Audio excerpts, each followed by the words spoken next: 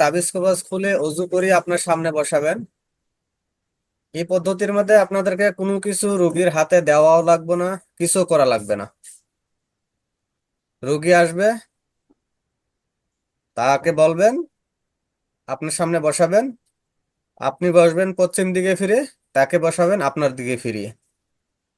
রোগীকে বলবেন এমনে হাত দুইটাকে এমনে করে, মানে শরীর থেকে এমনি আলাদা করে এমনে বসে থাকতে বলবেন।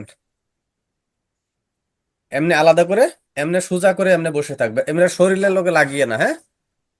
আগে জি জি। শুনেন পরে লিখবেন, আমি যখন বলবো তখন লিখবেন। এমনে হাত দুটি সোজা করে। কথা বললেন, আগে শুনেন।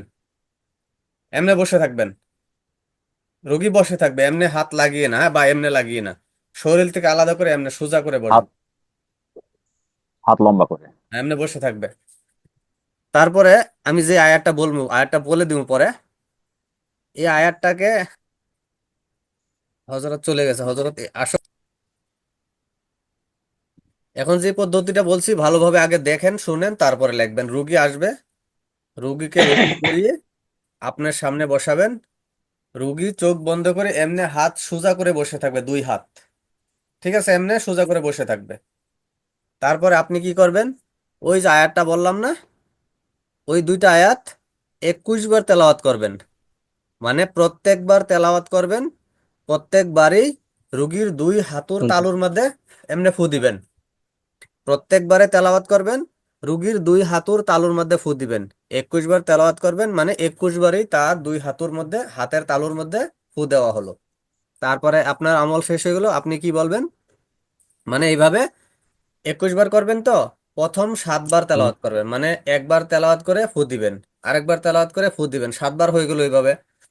তারপরে হুকুম লাগাবেন, যে আয়াত দুইটা পড়বেন, যে আয়াতের নুরি মুয়াক্কেলগণ, আপনাদেরকে আমার পক্ষ থেকে সালাম। আল্লাহর হুকুমে অনুগ্রহ করে আমার সালাম গ্রহণ করুন। আল্লাহর হুকুমে যদি এটা জিনের রুগী হয়ে থাকে, তাহলে তার ডান সাইডটা ভারী হয়ে যাক। যদি জাদুর রোগী হয়ে থাকে, বাম সাইড ভারী হয়ে যাক। আর যদি শারীরিক কোনো অসুস্থতা থাকে, তাহলে তার শরীর হালকা পাতলা হয়ে যাক। আর যদি সে জিন জাদু দুইটারই সমস্যা থাকে, তার দুইও সাইড ভারী হয়ে যাক। এইভাবে 7 বার পরে হুকুম লাগালেন, মনে করেন তার শরীরে কোনো কিছু জাহির হলো না, আবারও 7 বার তেলাওয়াত করবেন, প্রত্যেকবারে হাতের তালুতে ফু দিবেন। মানে প্রথম 7 বারের মধ্যে জাহির হয়ে যায়, মনে করেন হলো না কোনো কারণবশত, দ্বিতীয় 7 বার পড়বেন, হাতে তালুতে ফু দিবেন, আবারও হুকুম লাগাবেন, মনে করেন দ্বিতীয়বারও হলো না, তৃতীয়বার আবারও 7 বার তেলাওয়াত করবেন, প্রত্যেকবারেই রুগীর হাতের তালুর মধ্যে ফু দিবেন। ইনশাআল্লাহ আল্লাহর হুকুমে 3 বারের মধ্যে জাহির হয়ে যাবে। এখন হলো আমি আপনাদেরকে হুকুম কিভাবে লাগাবেন শিখিয়ে দিলাম।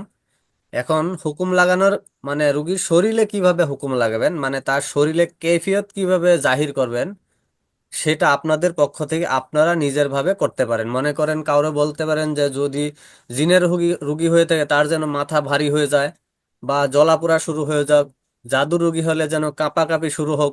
এগুলা হুকুম আপনারা আপনাদের মন মোতাবিক লাগাতে পারবেন। কিন্তু হুকুম লাগানোর আগে মুয়াক্কেলদের, যে আয়াত পড়বেন সেই আয়াতের মুয়াক্কেলদেরকে সালাম দিবেন, বলবেন অনুগ্রহ করে আমার সালাম গ্রহণ করুন। আল্লাহর হুকুমে, মানে যেই হুকুম লাগাবেন রোগীর শরীরে, সেটা যেন জাহির হয়ে যায়, সেভাবে হুকুম লাগাবেন।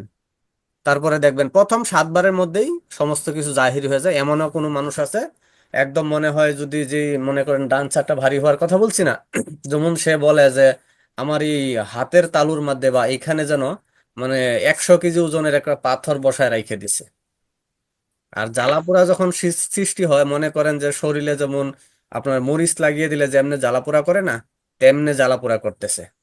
এই আমলটার মধ্যে মানে রুগী আসলে আপনাদেরকে রুগীকে কোনো কিছু দিতে হবে না, শুধু তাকে উজু করিয়ে সামনে বসাবেন, ওই আয়াত দুইটা পড়বেন, এভাবে ফু দিবেন, হুকুম লাগাবেন, ইনশাল্লাহ সমস্ত কিছু জাহির হয়ে যাবে। এটা 100%, এটার মধ্যে যা রেজাল্ট আছে 100% সহি আসে। আর এটার মধ্যে কোনো মিস নেই, মানে শতকরা শতকরা 99% মানুষের মধ্যে এটা জাহির হয়ে যায় এই এক আমলের মধ্যে। লেখেন, এবার লেখেন।